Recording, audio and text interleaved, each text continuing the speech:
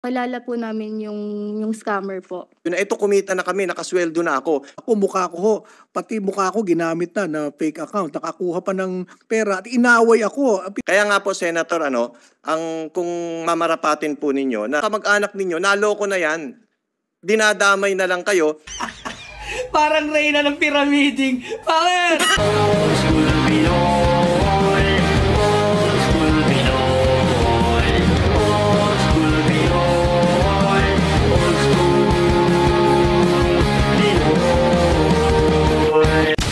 Sa mga OFW natin, sa ating mga bagong bayani. So, marami po akong nakitang mga online scam na ang target nila ay mga OFW. Masasabi ko nga na parang neglected yung mga OFW pagdating sa online campaign dahil ang dami nila talagang nabibiktima. Unang-una, itong tinatawag na maraming style ang mga scammer, hindi lang iisa. Unang-una yung online paluwagan.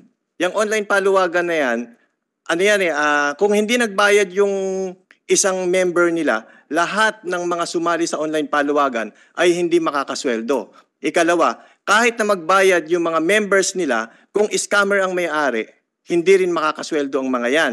Ikalawa, yung tinatawag na trading forex. Yan, kalat na kalat po yan. Na kumukuha sila ng mga investor, meron silang tinatawag na times 1, times 2, times 3, depende sa length ng investment na gagawin mo. Let's say, sabi mo, 6 months to, o times 5 ka. At meron silang mga package na tinatawag, yung package 1, which is 1,000 pesos lang yon times 1. Pero ang problema doon, yung mga nag-a-avail ng mga package 1 na yun, ginagawa nilang ahente yan. So parang MLM ang style niyan. So ang nagiging biktima rin is kapwa rin OFW. Halimbawa, si ma'am, kakilala ko, inalok ko siya, mag-invest ka rito. Ang nangyari dyan, magtitiwala na agad siya dahil sa akin, ako ang kausap niya eh. Pakikitaan ko siya na ito, nakasweldo na ako. So siya ngayon ang magtitiwala na sa akin, hindi na dun sa scammer. Kaya ang nangyayari kapag sila ay narereklamo or natutulpo sila, nadadamay tuloy yung mga kaibigan nila. Pero ang totoo, biktima rin ng scam yun. Tapos, ang pa rito, meron din tinatawag na international naman. Hindi naman ito mga Filipino, mga foreigner ito na nakikipag-usap din sa mga OFW. Mananalo ka ron, let's say, ang mapapanalunan mo sa Forex is, let's say, 500,000, 1 million. Ang issue dyan, para nila maloko yung tao na yon, ibibigay namin sa iyo yung panalo mo, pero need mong mag-register sa ganitong website. Counterpart siya, let's say, ng PayPal. Pero bago mo makuha yung pera mo ron, kailangan mo munang magbayad ng, let's say, $1,000 bago mo makuha. So, naloko ka na dun sa scam na yon, maloloko ka pa ulit dito sa payment online nila. Doble. Yes, sila din ang may-ari nun. Okay. Now, di ba dapat sa PIDOS pa lang sinasabihan na yung mga OFWs na mag-ingat, maraming mga scammer, tatargeting kayo kasi may pera kayo.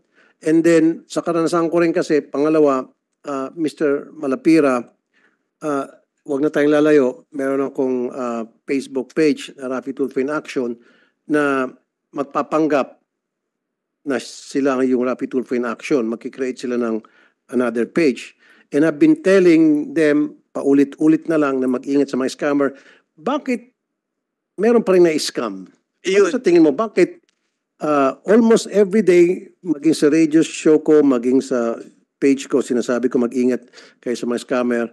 And then meron pa rin mga OFWs na naniniwala, pupunta doon sa mga fake na Rafi Tulfo in Action at doon sila naloko. Bakit ganon? At saka yung sa PIDOS, pakipaliwanag. Okay po. Yung sa PIDOS kasi, ang nangyayari doon, unang-una, wala silang, ewan ko lang po sa ngayon wala po silang campaign tungkol sa mga online scam.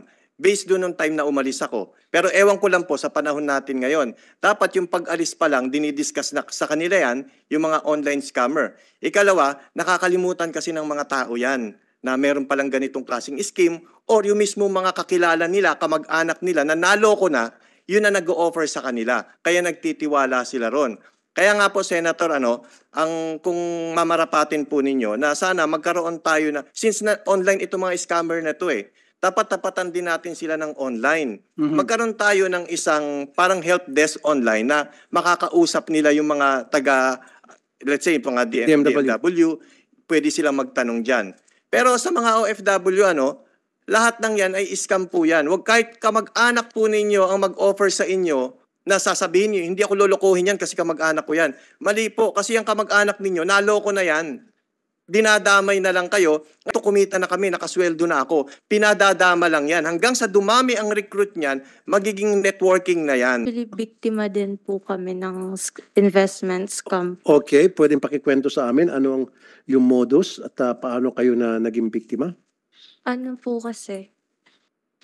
Bali, paluwagan and installment daw po umiikot yung pinaka-business nila. Paluwagan, yung sinasabi kanina ni Mr. Malapira. Okay. Actually po, Mr. Rafi, kilala po namin yung scammer po. Kilala nyo? Nakilala ko po siya dahil kaklase ko po siya ng first year college. Then, Ako naman po, schoolmate ko po nung junior high school po. Paano yung modus? Paano yung pag-approach sa inyo? Ano yung pang-come on na para kayo yung magtiwala o para yung biktima yung magtiwala sa kanila? before po siya nag-come up ng investment, meron po siyang business talaga na iPhone and other gadgets po. Then, nung inengganyo niya po kami, kasi for expansion daw po siya ng capital ng pinaka-business po. Then, nangako din po siya ng malaking interest po.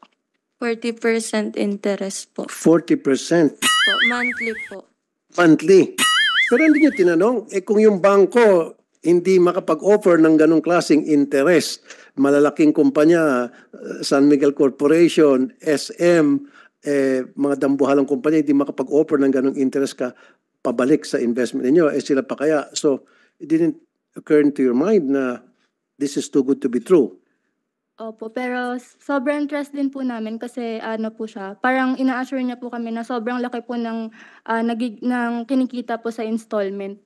Yan din kasi ang isang problema sa ating mga Pilipino. Napakadali nating maniwala dahil ang gusto natin, instant.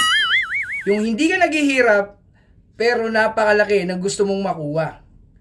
Masyado tayong mapaghangad. Kaya ang nangyayari, patuloy tayong naloloko.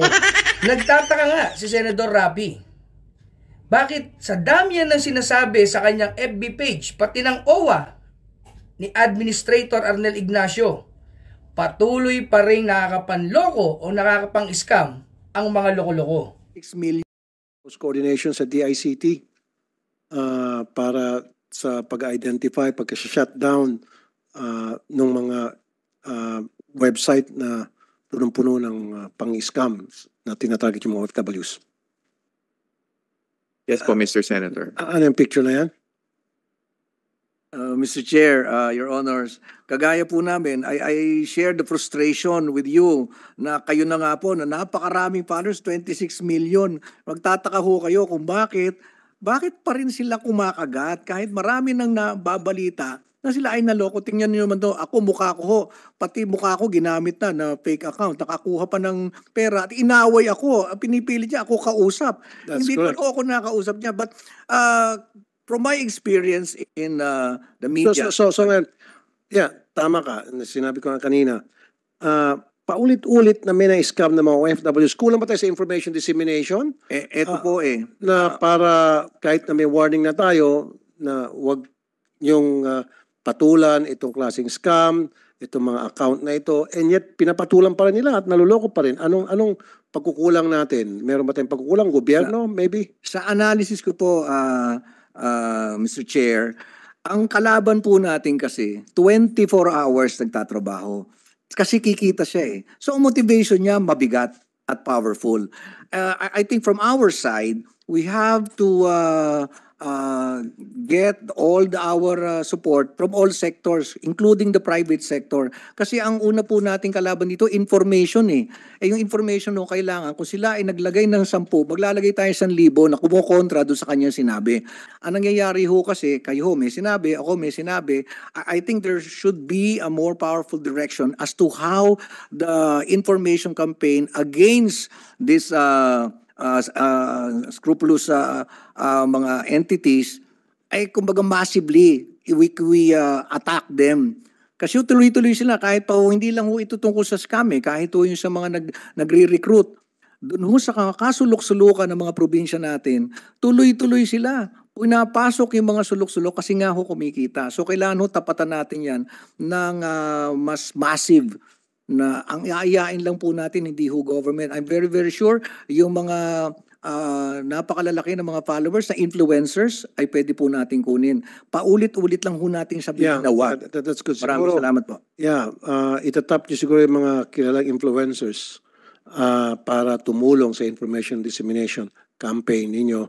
Tulad halimbawa ni Mr. Malapira and siguro yung ilan sa mga staff ninyo na marunong sa social media, mag-create na rin siguro ng page na para impormahan yung mga OFWs na mag-ingat sa mga scammer. Yun lang.